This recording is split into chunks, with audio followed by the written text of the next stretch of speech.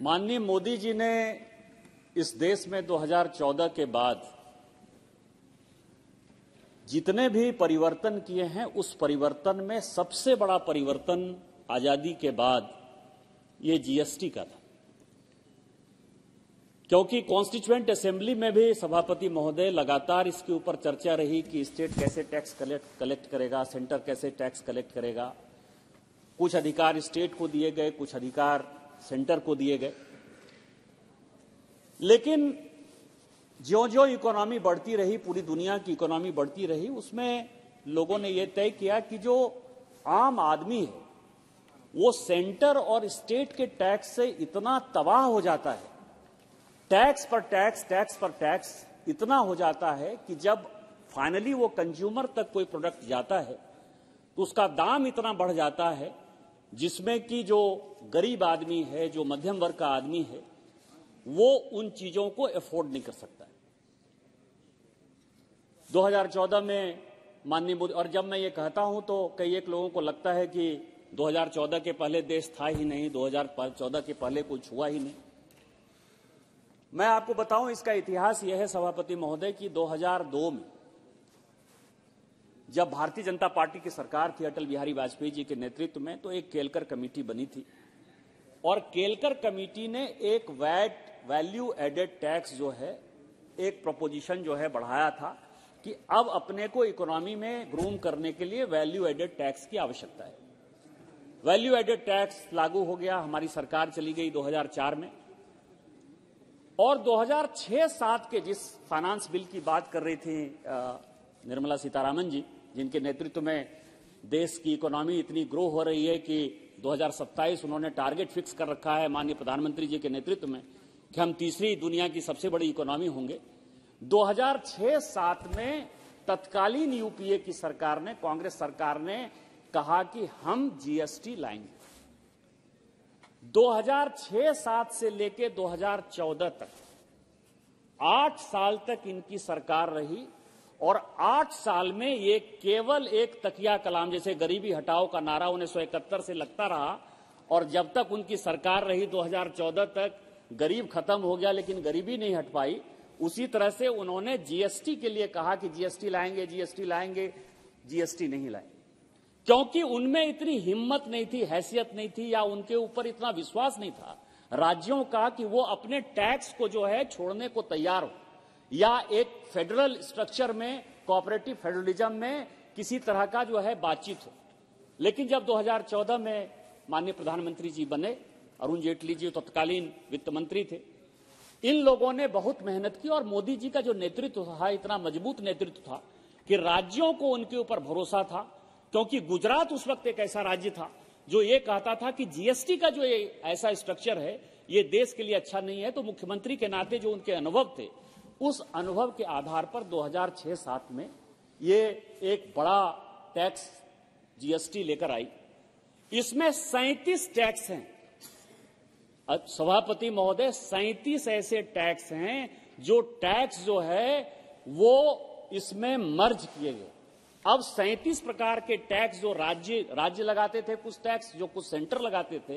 अब उस तरह के टैक्स नहीं लगते। इसीलिए कंज्यूमर तक जब ये सामान पहुंचता है तो वो कंज्यूमर तक वो सस्ते में पहुंचता है और इसी कारण से हमारी जो जीडीपी है वो आगे बढ़ती हुई नजर आती है। इसमें जो अभी सबसे महत्वपूर्ण दूसरा जो लेजिस्लेशन है जिसके लिए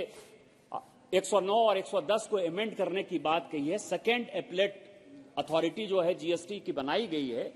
वो और भी महत्वपूर्ण है सर। इसमें क्या होता था कि जब आप भ्रष्टाचार की सरकार चलाते हैं तो उसमें आप जुडिशियरी को जाने अनजाने प्रभावित करने की कोशिश करते हैं और सारा अधिकार आप अपने पास रखते हैं, जिसमें कि कैसे आप एडजस्ट करेंगे।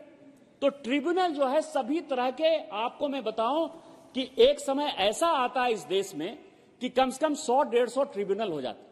हमारी सरकार ने 2016-17 में यह तय किया कि इतने ट्रिब्यूनल बनाने की आवश्यकता नहीं है और पोस्ट रिटायरमेंट हम बेनिफिट जो जजों को देते हैं वो अच्छा नहीं है। इसके अलावा जब हम अलग अलग ट्रिब्यूनल बनाते हैं तो अलग अलग, जैसे इन्होंने कहा कि किसी ट्रिब्यूनल का है कि 62 साल में ही उसकी रिटायरमेंट हो जाएगी, किसी का 65 साल में रिटायरमेंट हो जाएगा, किसी का 67 साल में रिटायरमेंट हो जाएगा। तो भारत सरकार ने माननीय मोदी जी के नेतृत्व में यह तय किया कि ट्रिब्यूनल जो है वो सभी का बराबर होगा, सभी ट्रिब्यूनल के अधिकार बराबर होंगे। और टोटल मुझे लगता है कि कम से कम 12-14 ऐसे ट्रिब्यूनल हैं जो कि इस सरकार ने एबॉलिश की, जिसकी की आवश्यकता महसूस नहीं होती थी, जिसको कोई काम नहीं था, केवल गाड़ी देना था, घोड़ा देना था, उसको मकान देना था, उसको जो है पोस्ट रिटायरमेंट बेनिफिट देने थे। इस कारण से ट्रिब्यूनल एक्ट में संशोधन हुआ। इसके लिए सुप्रीम कोर्ट तक गया मामला, लेकिन सुप्रीम कोर्ट ने फाइनली भारत सरकार की कई एक बातों को माना। तो इसमें जो दूसरा संशोधन है,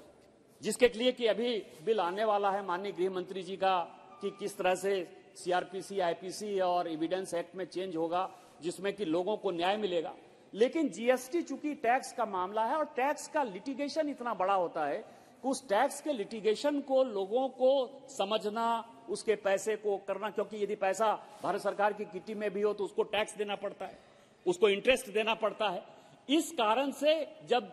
एपेलेट अथॉरिटी के बाद, एपेलेट ट्रिब्यूनल के बाद ये केस हाईकोर्ट में जाता है, सुप्रीम कोर्ट में जाता है, तो अनावश्यक जो है देरी हो जाती है और इस देरी के वजह से बहुत समस्याएं पैदा होती हैं। तो भारत सरकार ने एक बढ़िया काम किया इसके माध्यम से कि एक तो ट्रिब्यूनल को, जो ट्रिब्यूनल एक्ट था उस ट्रिब्यूनल एक्ट में ले आए कि जो सारे ट्रिब्यूनल हैं भारत सरकार के, वो सभी ट्रिब्यूनल में 70 साल और 67 साल का जो एक कैप है वो रहेगा। दूसरा जो सबसे बढ़िया काम किया, जो मैंने आपको कहा कि भारत सरकार ने अपने हाथ में, जो माननीय मंत्री महोदया ने अपने तकरीर में कहा कि हमने जस्टिस संजीव खन्ना, जो सीटिंग सुप्रीम कोर्ट के जज हैं, जो नंबर 2 जज हैं, उनके नेतृत्व में कमेटी बनेगी और वो कमेटी तय करेगी कि इसका प्रेसिडेंट कौन होगा, इसका मेंबर कौन होगा। और इवन स्कोप ज्यादा वाइडर करने के लिए, जज से भी ज्यादा स्कोप वाइडर करने के लिए, जो लड़के बहुत ही तेज तर्रार हैं, पढ़ने में तेज हैं, जिनको टैक्स के बारे में अथॉरिटी है, उनका यदि 10 साल का अनुभव है तो वो भी इसके लिए एलिजिबल हो सकते हैं। तो एक बड़ा जो है पुल इन्होंने तैयार किया। तो इसमें एक तो ये होगा कि जजमेंट बहुत आसानी से होगा, दूसरा हाईकोर्ट में जो लिटिगेशन फंसता है वो हाईकोर्ट का लिटिगेशन कम होगा, और तीसरा जो आम कंज्यूमर,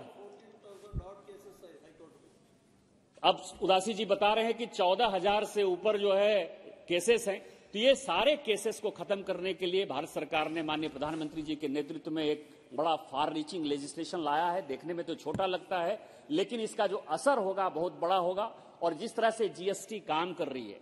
2 चीजों पर, जीएसटी काउंसिल जिसमें कोऑपरेटिव फेडरलिज्म है, और टेक्नोलॉजी जो जीएसटी एंड टेक्नोलॉजी है, और उसके आधार पर जो माननीय मंत्री महोदया ने बताया कि आज हम जीएसटी लाने के बाद राज्यों को भी कंपनसेट कर रहे हैं, टैक्स भी ज्यादा ला रहे हैं, ट्रांसपेरेंसी से एक पुल भी ज्यादा क्रिएट कर रहे हैं, और इस कारण से इंफ्रास्ट्रक्चर में भारत सरकार बड़ा काम कर रही है। जीडीपी का ग्रोथ हो रहा है, भारत बढ़ रहा है, और मोदी जी आगे बढ़ो, हम तुम्हारे साथ हैं, जो भारत का नारा है वो कारगर हो रहा है। हम इसके लिए उनको बधाई देते हैं, धन्यवाद देते हैं। इन्हीं शब्दों के साथ जय हिंद, जय भारत। श्रीमती शर्मिष्ठा सेठी।